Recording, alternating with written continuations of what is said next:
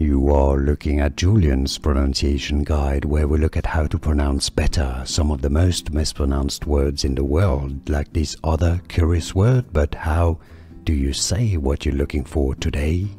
Let's learn how to pronounce this phrase from French, meaning red wine. How do you say red wine in French? Pronounced as vin rouge. Vin, which is French for wine.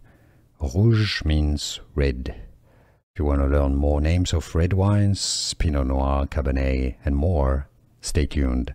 How to pronounce vin rouge. Vin rouge, you could say in English, vin rouge.